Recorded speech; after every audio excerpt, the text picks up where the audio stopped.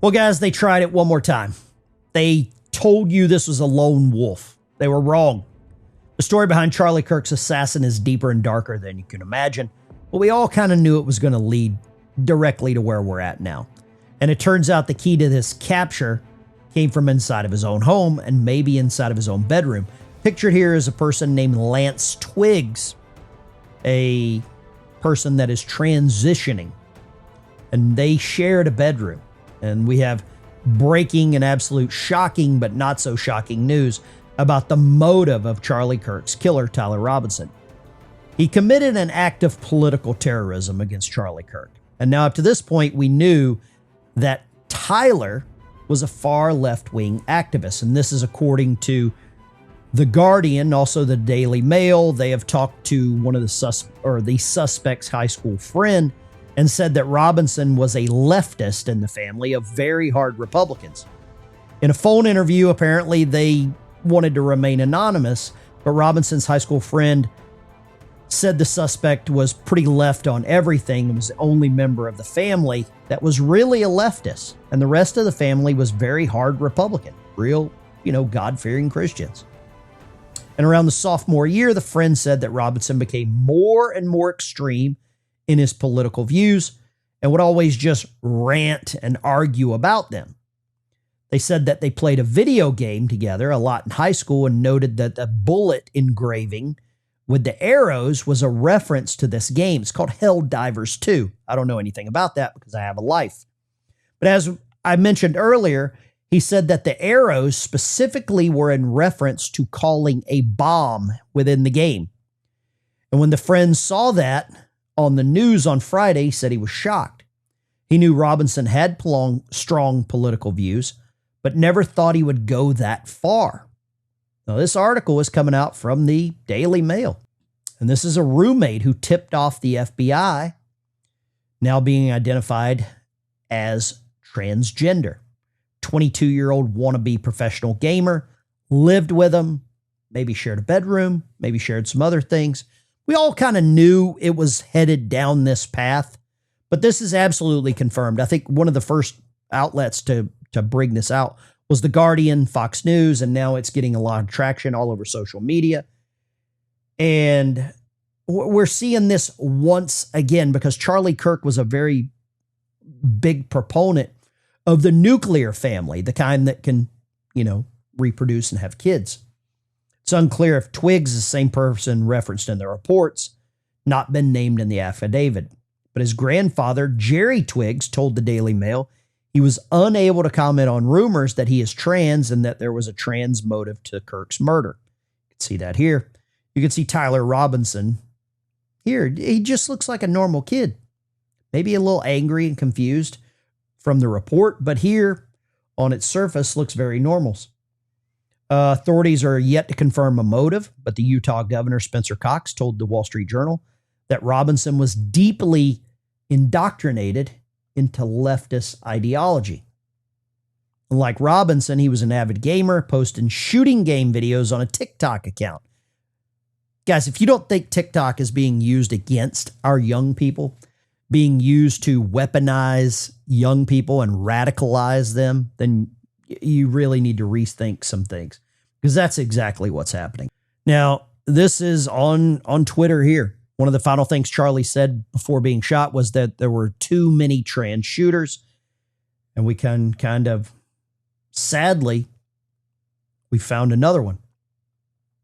This is Brooke Sigmund. She's one of the people that broke this news. Charlie was assassin. Tyler Robinson lived with his transgender partner. The individual, who is a male transitioning to a female, fully cooperating with the FBI. This is going to destroy the narrative that the left-wing news media has tried to hide. This is the narrative that they've tried to paint and cover up. For some reason, they do not want this information to come out. Sources tell me the FBI had text and other communications between Robinson and the individual that helped the FBI authorities solidify that Robinson was indeed the shooter. And here we've got some pictures of this. Lance Twiggs turned over Tyler Robinson, who lived in a 3-bedroom apartment in St. George. Twiggs provided police with text messages from Robinson concerning the concealment and the hiding of that firearm. Apparently hiding it in some bushes, wrapping it in a towel so that Tyler could go back and retrieve it later. You see the mugshot here. This is a life ruined. This is a young man who will either spend the rest of his life in prison, or some people believe capital punishment is the right answer for this. Now, the narrative has changed, and this is Scott Jennings talking on CNN about this narrative. And I want you to notice how CNN tries to control this entire process, and Scott Jennings doesn't allow him to do. Amazed at what she was able to do tonight, and the way she communicated with the American people, the way she communicated with the Turning Point people and the family and the organization they've built. I mean, it's pretty obvious this thing is going to roll on, and they're going to continue to do their tours. They're going to continue their organization. They show up on campuses this fall. If you think you saw large crowds at Turning Point events before, just wait, because I think what's happened here is they have unleashed thousands of Charlie Kirks, people who want to show up, speak their values, engage in civil discourse, and be engaged in American politics. And so I'm glad they're going to continue. They've been a huge force in conservative politics. They helped President Trump win. The external stuff that people see is interesting, and the data stuff they do behind the scene is then the technical, the mechanical stuff is also a juggernaut. Do you notice how silent the CNN panel is here? You notice how quiet Caitlin Collins is? She knows what's coming. They have ignited a firestorm across America. The next Turning Point USA event is going to be like a Super Bowl.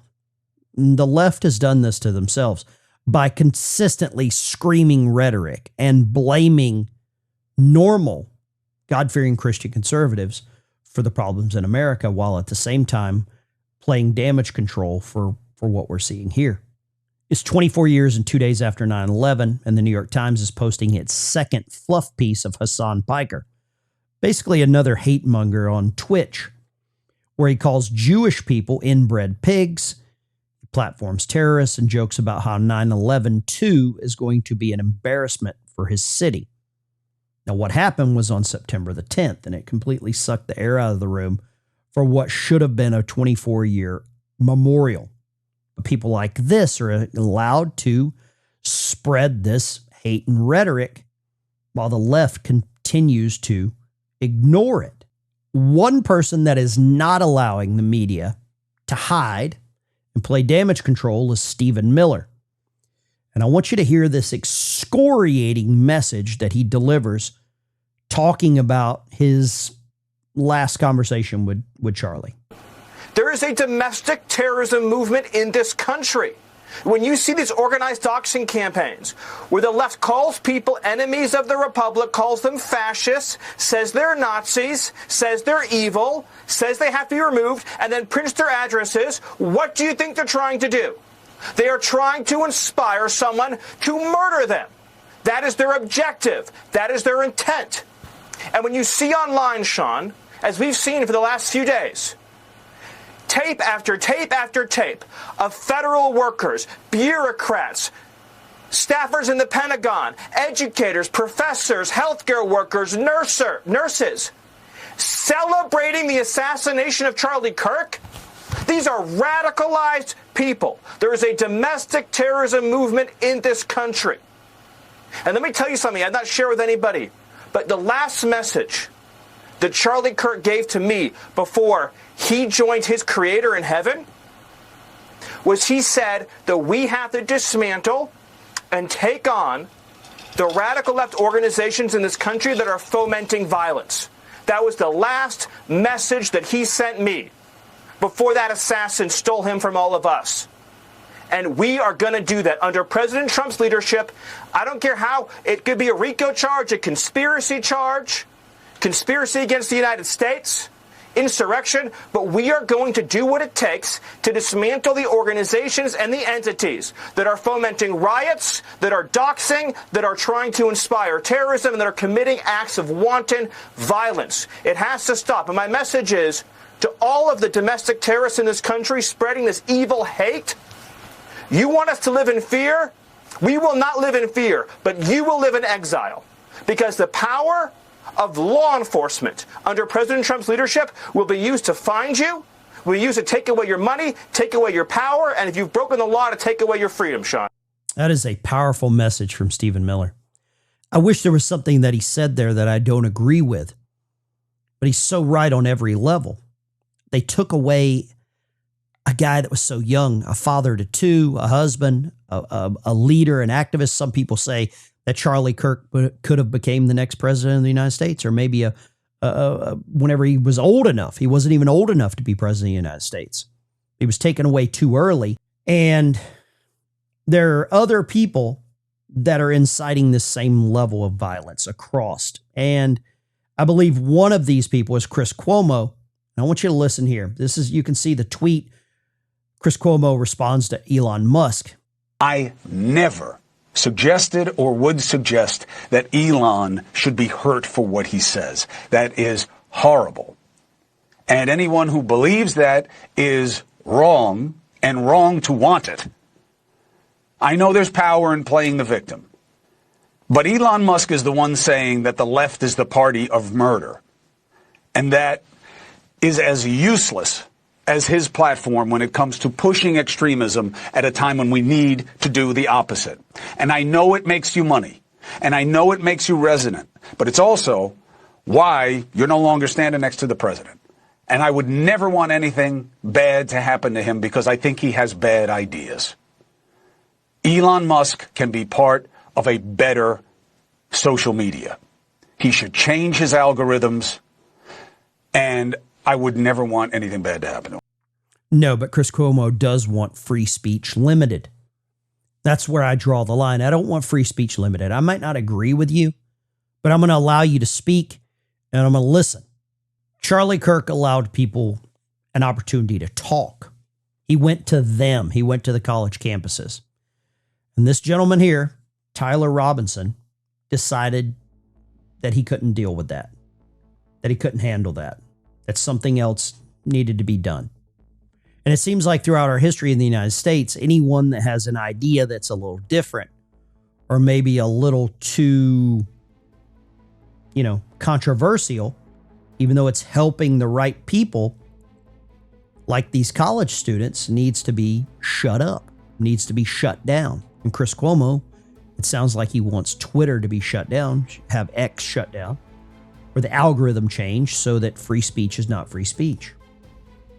But once again, we are seeing the news media collapse.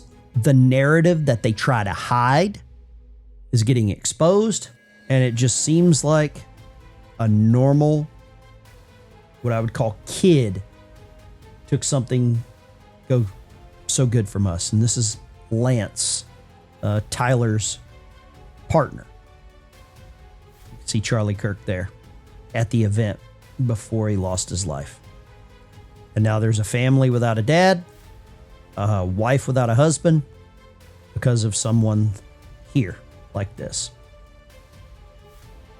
And unbeknownst to the left-wing news media, this Lance Twiggs is cooperating with the FBI for maybe some level of justice, which is odd.